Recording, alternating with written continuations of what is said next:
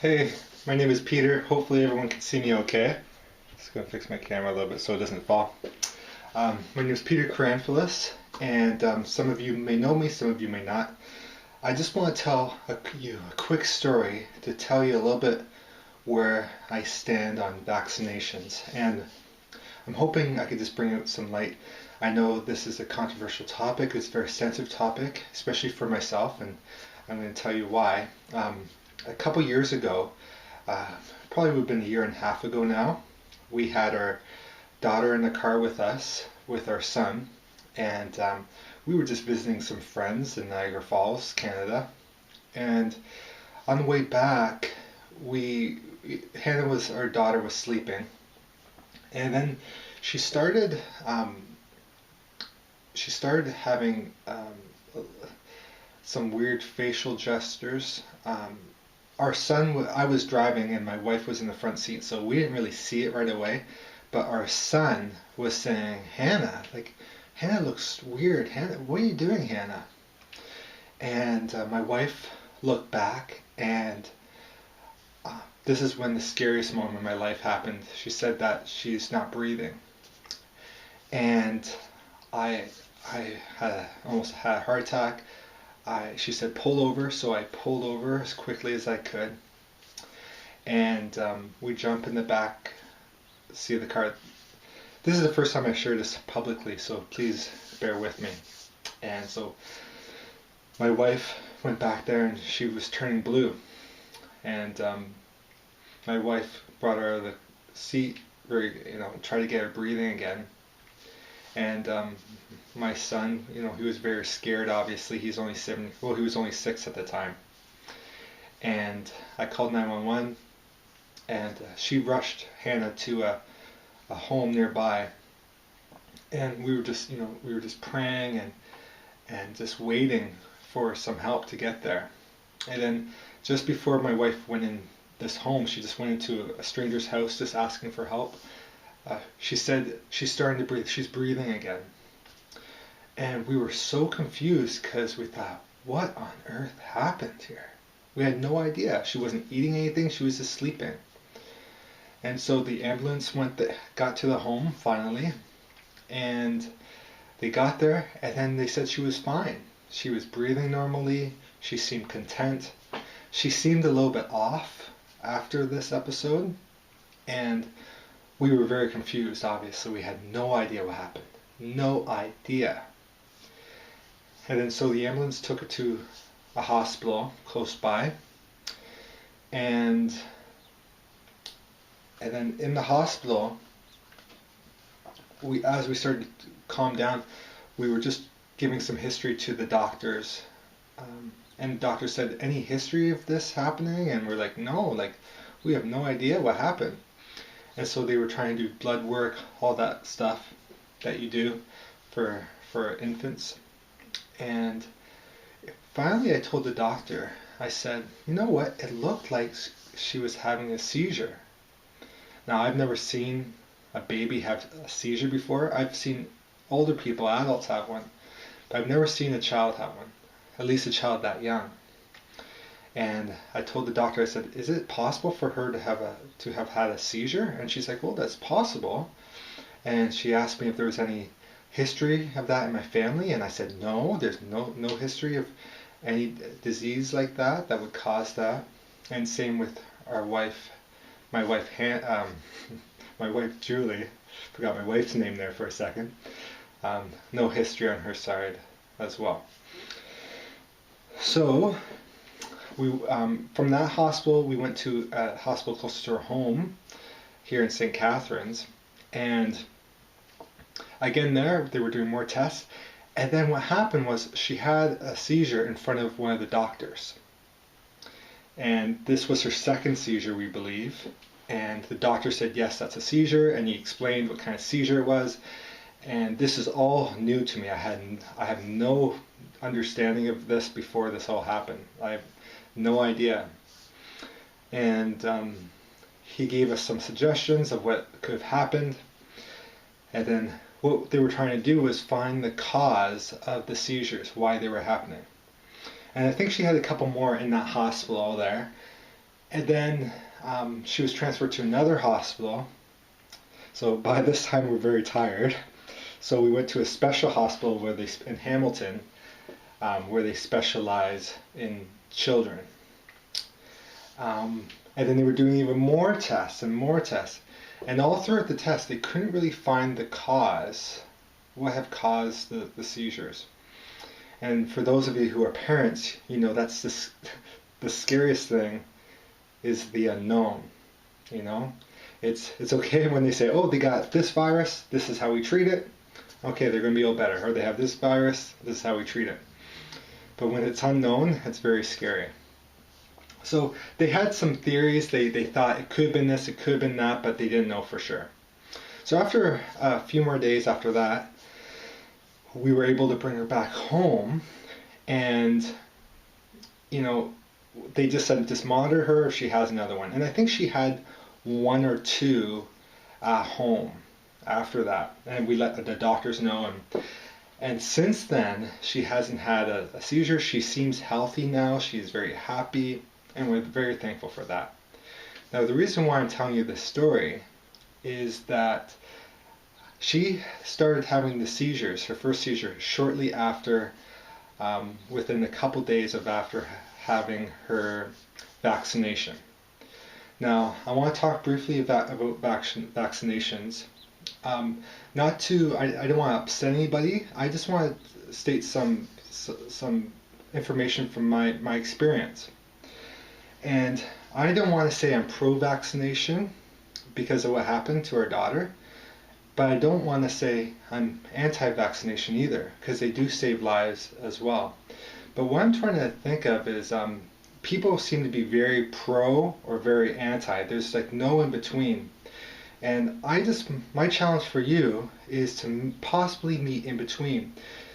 Now, I think what's been happening a lot in the media and the social media is that people who say that they're anti-vaccinations are shown to be very ignorant, and they're shown to be very stupid. They're practically stupid, that they're stupid for not vaccinating the child. What do you mean you're not vaccinating? You're stupid. You're stupid. You're putting our children at risk and all this stuff.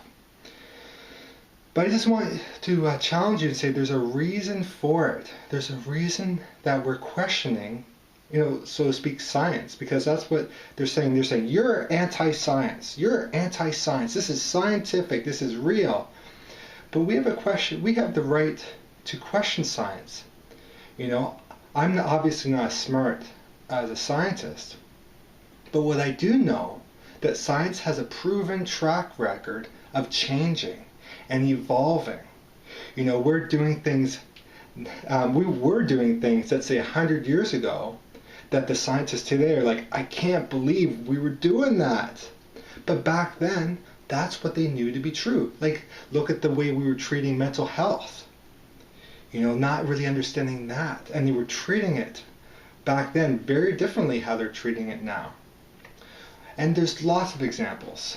I'm a fitness trainer, and even in the past 10 years that I've been doing this, we've seen lots of changes, and the science is always changing. Let's say even a couple years ago, there was exercises that were scientifically correct and proven to work.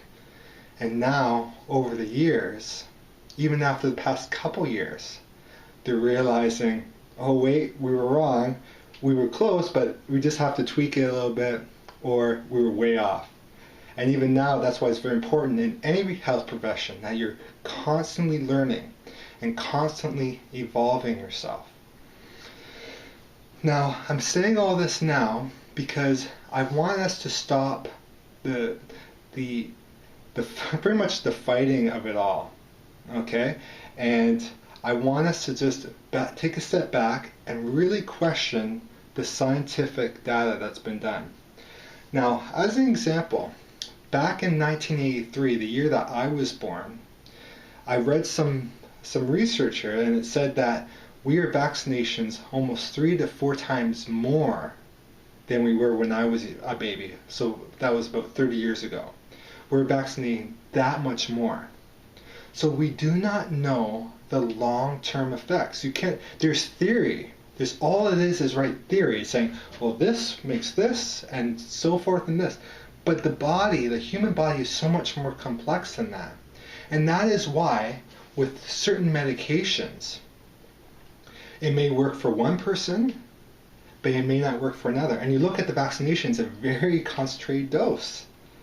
But with, let's say, medications, it's like you take pills on this day and you spread it out. So why wouldn't there be possible harmful effects to the vaccination? So does anyone remember the show Friends? It was like one of the biggest shows back when I was younger. An awesome, funny show. And this whole discussion made me think about this argument that Ross and Phoebe had, and some of you may be nodding your heads knowing what I'm talking about. And Ross is a scientist who, I think he studies evolution, or he works for the museum. Anyways, he believes in evolution, and Phoebe doesn't. And there's a funny skit, and I want to show you quickly the skit about Ross and Phoebe going at it about evolution. So I apologize, I'm not going to add it to the video, I'm just going to film the screen. I hope that's okay. Alright, so hopefully you guys, hang on a second, let me make sure it's ready. Okay, it's ready. Come on over. So Ross is coming in now. They've been fighting back and forth. Uh-oh, it's scary scientist man. Okay, Phoebe, this is it. In this briefcase, I carry actual scientific facts. A briefcase of facts, if you will. Some of these fossils are over 200 million years old.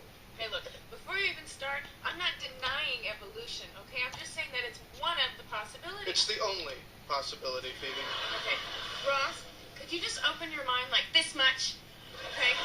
Now, wasn't there a time when the brightest minds in the world believed that the Earth was flat? And up until, 50 years ago, you all thought the atom was the smallest thing until you split it open and this, whole mess of crap came out.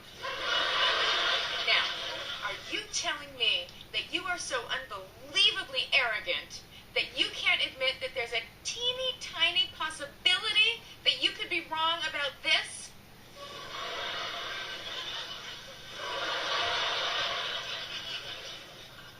There might be a teeny, tiny possibility. So it goes on if you have time. Friends is on Netflix now, so you can watch all the episodes. Anyways, so Phoebe has a point. Is there a possibility that vaccinations can be harmful?